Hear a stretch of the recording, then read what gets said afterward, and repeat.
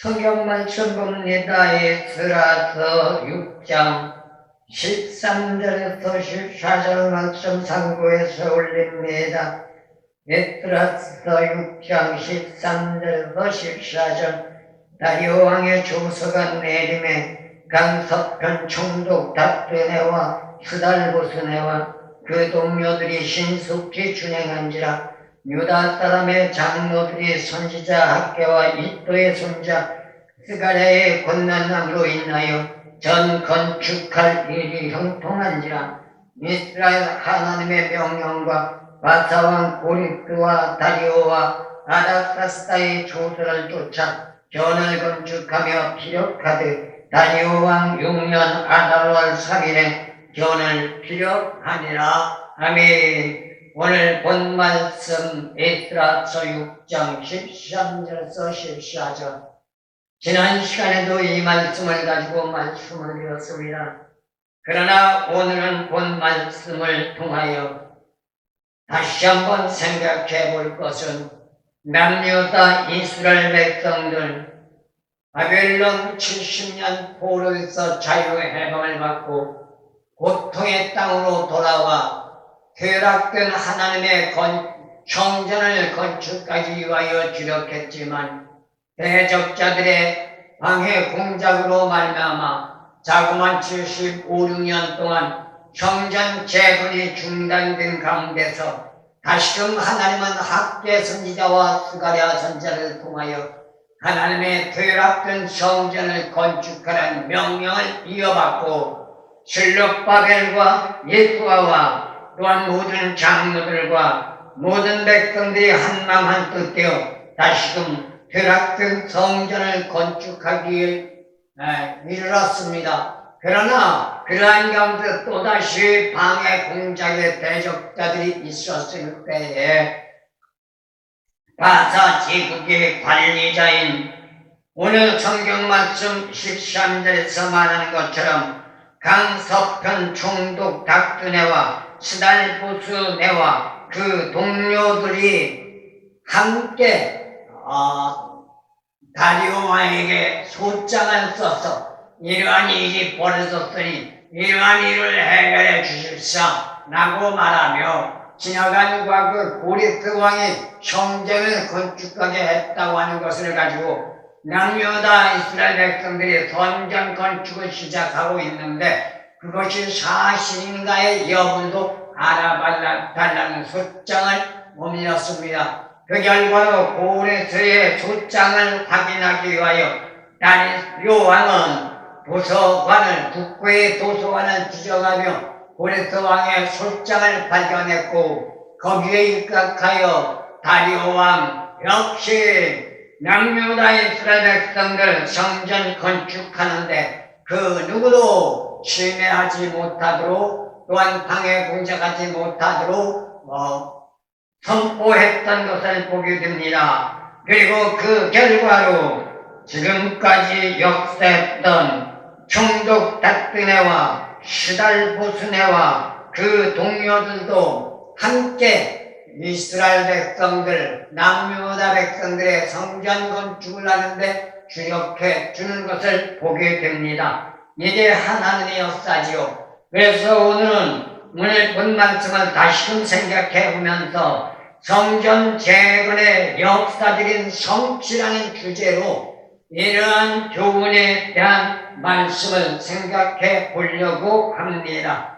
성전 재건을 시작한 지 4년 만에 기적과 같은 역사가 일어났는데 70년 동안 퇴락되었던 예루살렘 성전이 완공되었습니다. 다리오 왕 6년 슬룹바벨 성전이 완공되면서 하나님께 공원 제사를 드리게 되었단 말입니다. 그것도 70년간 중단되었던 구원과 해방의 기념절인 유월절을 하나님 앞에 영광으로 돌리는 축복의 문이 열려진 겁니다. 이야말로 감격적인 역사가 아닐 수 없습니다. 70년에 억압되었던 핍박과 박해 속에서 벗어나 자유해방이란 복된 역사를 가슴에 안고 고통의 땅으로 돌아왔지만 여전히 핍박과 박해의 대적자들의 만행으로 자유해방에 대한 진정한 만깃을 누리기도 전에 억압된 마음을 조여가며 18년 세월을 참고 견디는 인내의 결실의 열매가 이제 기어이 이루어졌으니 70여 년 동안 퇴락된 성전 재건이 완공되는 쾌자를 올리게 된 겁니다. 그렇다면 이러한 전제 조건 속에 오늘 본 말씀 13절을 본다면 관리들조차도 협력하는 동력자가 되었다는 것을 말하죠. 이는 상당 불허의 사건이라고 말할 수 있습니다. 이들은 자국민이 아닙니다. 바사제국의 관리들이고 박해와 핍박으로 일관하던 남유다 백성들이 하고자 하는 성전 건축에 심혈을 기울인다는 것 상상도 할 수 없는 일이 아닐 수 없습니다. 그러나 이러한 역사적인 배경은 하나님의 개입과 함께 주권적인 섭리가 있었다는 것을 말해주고 있는 겁니다. 그것도 일상아니만큼 인간적인 사고나 견해로 생각한다면 불가항력의 역사라고밖에 말할 수 없는 사건이라고 할 수 있습니다. 하지만 성전 건축에 10년을 쏟았다는 것은 상상할 수 없었고 도저히 자국민도 아닌 타국인, 이방인, 그리고 압제와 핍박과 박해의 장본인이었던 제국주의의 관리자가 이렇듯이 압박자의 성전 재건, 이방인의 성전 재건을 수축하는데 관심을 기울이고 힘을 모아줬다는 것, 이것이야말로 예수 믿는 사람에게 복 중에 복이 아닐 수가 없는 겁니다. 인간적인 사고와 견해가 아닙니다. 불가항력적인 역사로밖에 말할 수 없습니다. 다리오 왕이 통치하는 시대를 보면 당시 지구촌의 최대의 강국으로 명성을 떨쳤던 바사 제국, 그때 에스더서에 나가서 보면 에스더서 1장 1절 말씀을 볼 때 인도에서 구두까지 127도라는 어마어마한 지역을 통치했던 바사 제국이라는 것을 보게 됩니다. 그리고 다리오 왕 시대 유브라데 서편 투리아와 팔레스타인 지역을 관할하는 바사 제국의 관리들로 총독 닥드네와 그의 보좌관 스달보스네와 그의 동료인 아리사스니 있었다는 것을 5장 6절에서 보게 됩니다. 이들은 예루살렘 재건을 방해하기 위한 목적으로 다리오 왕의 도착을 올렸던 장본인들, 이러한 사실 여부를 활용하신 하나님의 역사 또한 세상적인 사고는 역설적 파라독스의 사건이라고 말할 수 있는 겁니다. 이유가 뭘까요? 하나님은 이러한 자들을 역방향으로 이끌어 다리오 왕의 마음을 움직였고 성전 재건에 도움을 주겠다는 것이 5장 6절에서 17절에 거론되고 있는 것을 보게 됩니다. 여기에는 많은 사연이 있습니다. 하지만 결과적으로 볼 때 하나님의 역사적인 사건, 고레스 왕의 조서를 다리오 왕이 발견하게 했고 이에 근거하여 남유다 이스라엘 백성들은 성전 재건을 할 수 있도록 다리오 왕은 조서를 내린 것이 6장 1절에서 5절 말씀의 내용이라고 말할 수 있습니다. 그리고 고레스 왕에 이어 18년 만에 다리오 왕의 조서를 선포하게 된 것이 6장 6절서 12절 말씀이라고 볼 수 있습니다. 이렇게 상황이 대두되자 관리들조차도 신속하게 움직일 수밖에 없었던 것이죠. 열심을 내어 재발견하는 문맥상으로 지금까지 사사 건건 방해했던 자들이었지만 성전 건축의 협력자로 방향이 바뀌었으니 이것이 하나님의 역사가 아니라고 누가 과연 말할 수 있을까요? 이제는 원수였던 그들이 오늘의 친구가 되어 상호간의 협력자라는 동력자로 바뀌어졌단 말입니다. 이것이야말로 보사다마라고 말할 수 있습니다. 과거의 대적자들이 오늘의 협력자가 되어 건축에 필요한 비용을 준비해 주는가 하면 하나님 영광에 쓰일 제사에 대한 필요한 재물까지도 준비해가며 협력자가 되었다는 것, 어느 시대적인 역사를 보더라도 상상할 수 없는 불어의 사건이 아닐 수 없다는 것, 6장 8절에서 9절 말씀을 통하여 우리에게 교훈해주고 있습니다.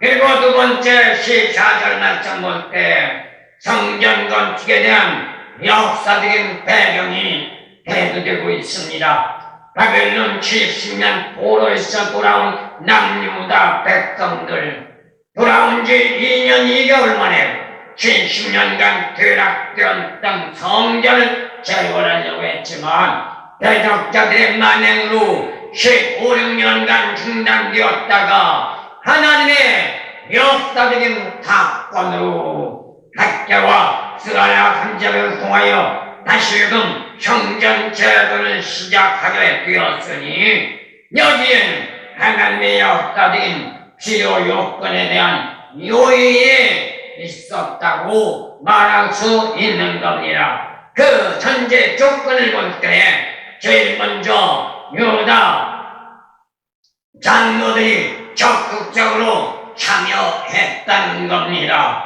사실 남유다 이스라엘 백성들은 안일무사주의로 일관해왔습니다. 한번 성전 건축을 하려고 하다가 대적자들의 만행으로 중단되고 그들은 좌절과 절망과 낭만 속에 성전 대건을 포기하고 세상 삶에 휩쓸려 육신적인 안일과 안욕에 매료되어 하나님의 성전을 짓는 것은 엄두조차 내지 못하고 그냥 살아가는데 무사 안일주의가 행복이다 축복이다 라고만 생각했다는 겁니다. 이건 역시 오늘날도 마찬가지입니다. 교회는 다닙니다. 예배는 드립니다.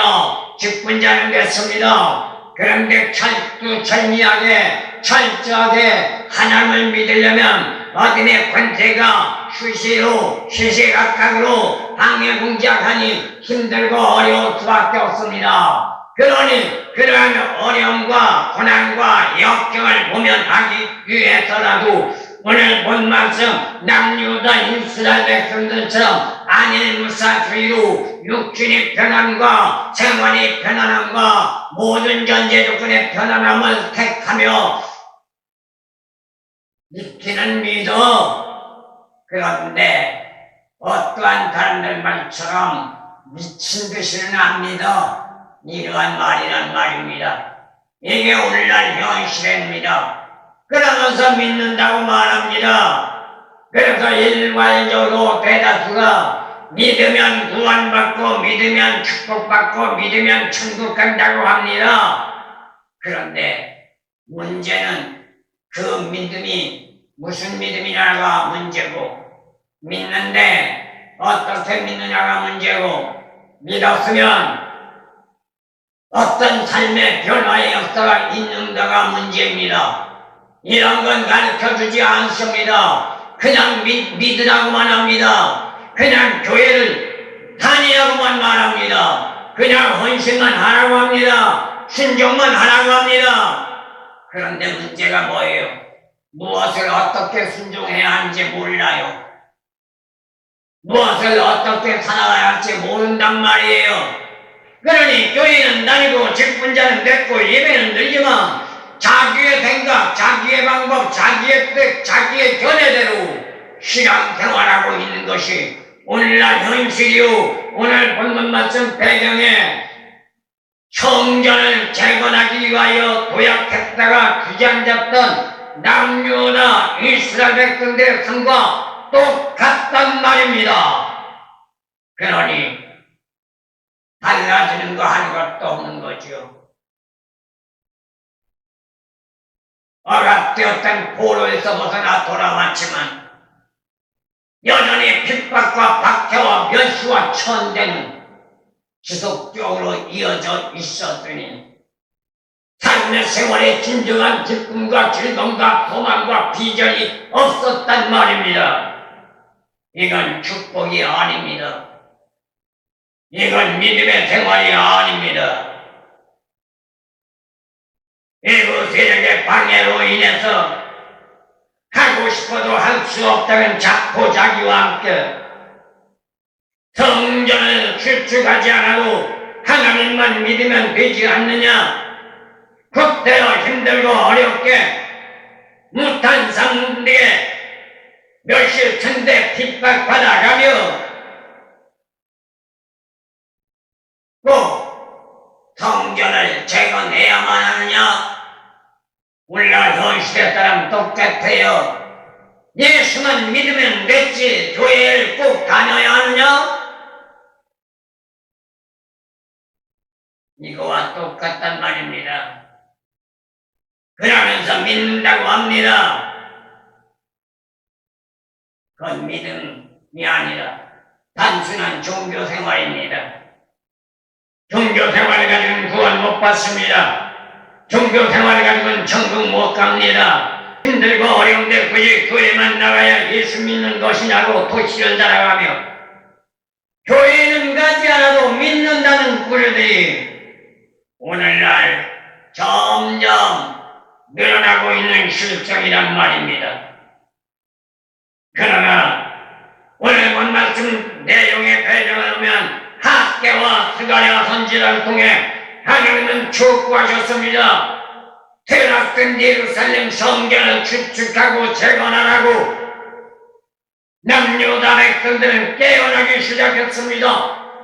선luật 바백과 이익관을 중심으로 해서 모든 장로들은 귀한 자들의 지도자이시여서 성전 재건에 적극적으로 참여하여 성전 공사에 박차를 가하도했던 것을 보게 됩니다.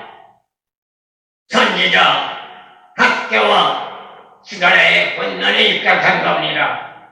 지금까지 상황 여건인 왕궁에 주눅 들었던 남유다 이스라엘 백성들 학개와 스가랴 선지자의 성전 재건에 대한 권난적인 촉구에 남유다 백성들은 하나님의 뜻으로 받아들였습니다. 학개나 스가랴 선지자 사람의 말이 아니라 학개 선지자와 스가랴 선지자의 입술을 통하여 쏟아져 나오는 말씀은 하나님의 말씀이다. 하나님의 말씀을 우린 들어야 한다. 순종해야 한다.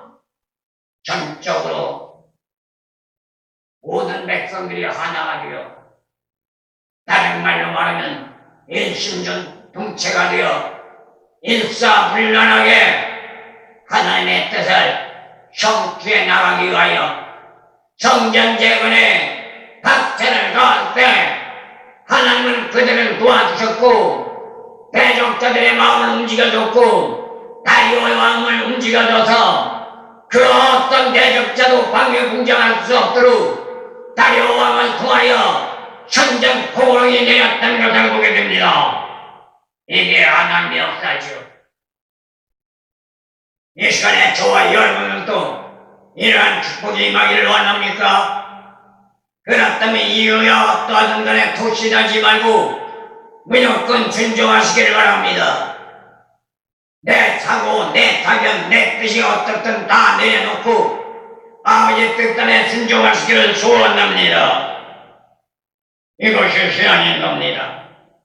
교회를 다니며 신앙적인 삶으로 일관한다고 말은 하지만 실제로는 신앙 삶에 대한 중요성을 깨닫지 못하고 있으니 상황 여건에 따라 아니란 삶이며 하나의 형식에 불과한 삶으로 일관하는 실정이 바로 오늘날 현 시대가 아닌가 생각합니다. 오늘 못 가면 내일 가면 되지. 한평생 예수 믿고 한평생 교회 다닐 건데 내일이 더 급하고 돈 버는 게 더 급하고 이런저런 문제가 더 급한데 그거부터 해결해야지. 교회 간다고 누가 해결해주냐? 이게 일관적인 사고, 일관적인 생각이란 말입니다. 정말로 하나님 앞에 복되기를 원하면 이러한 일반적인 사고, 일반적인 견해는 땅에다가 내놓으시기를 소원합니다. 그렇다면 여기서 권면이라는 말이 나옵니다. 권면은 일반적인 용어의 말이 아닙니다. 그냥 일반적으로 누구를 타이르거나 누구를 이해시키거나 하는 권면의 말이 아닙니다. 학교와 스가랴 선지자가 하나님으로부터 부여받은 예언의 말씀을 말하는 겁니다. 그래서 권면이란 예언이란 말의 의미인데 킹 제임스 바이블에서는 예언으로 번역되어 있단 말입니다. 그런데 예언이란 일반적으로 생각할 때 장래의 일을 알리는 것을 말한다고 대다수가 알고 있습니다. 그러나 오늘 본 말씀에서 예언, 권면은 이 말의 의미는 나태해진 남유다 백성들을 일깨워